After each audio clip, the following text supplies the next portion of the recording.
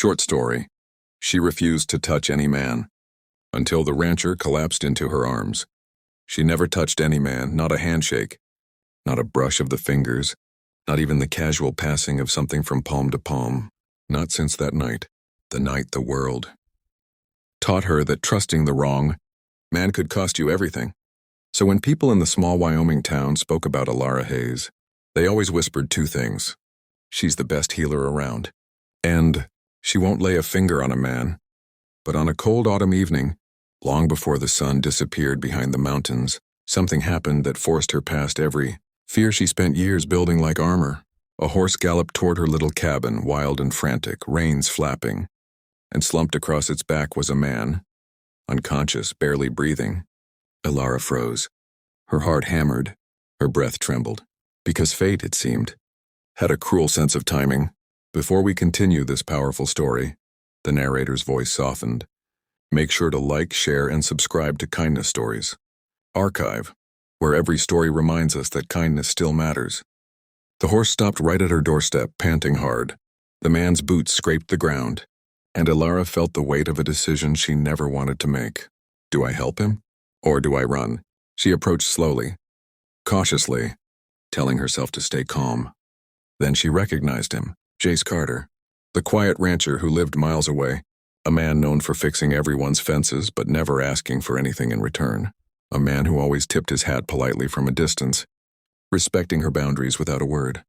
His face was pale, blood stained his shirt, and he whispered something so faint she almost thought she imagined it.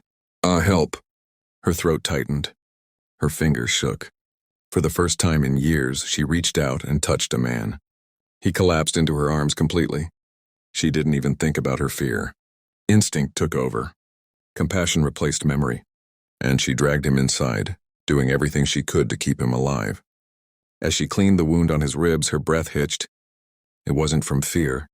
It was from what she discovered. This wasn't a gunshot wound. It wasn't a knife wound. It was a deep scrape, likely from rescuing one of his calves from the rocky ravine near the river. A rescue that could have cost him his life. He wasn't attacked. He wasn't dangerous. He was hurt.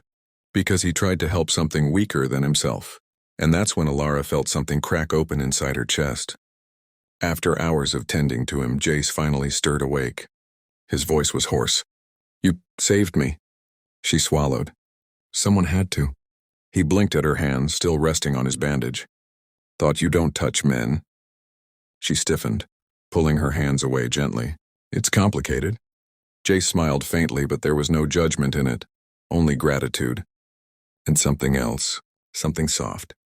That makes two of us, he whispered. Life's complicated, but kindness doesn't have to be. That line hit her deeper than she expected. Because suddenly she realized something. All these years she'd been protecting herself from harm, but she'd also been blocking herself from healing. Her heart, bruised and shuddered for so long, felt the first warm breeze of trust in years. Days passed. Jace stayed in her cabin until he could walk without stumbling. He never crossed a line, never pushed her, never tried to be more than a respectful guest. But every day he rebuilt something inside her, just by existing with gentleness. One morning, as he prepared to leave, he hesitated in her doorway. Alara, if you ever need help, I'm just a ride away. She looked at him, really looked at him.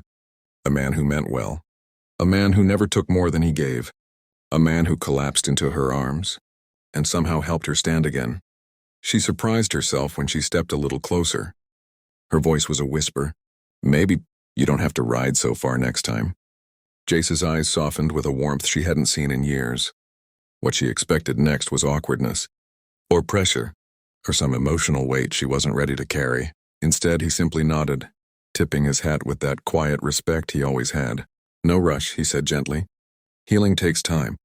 And he left her with the kind of smile that doesn't demand anything. The kind that gives something instead. Alara watched him ride off, feeling her fears loosen their hold, one fragile thread at a time. Sometimes kindness doesn't just save another person, it saves the broken parts of yourself you thought were gone forever.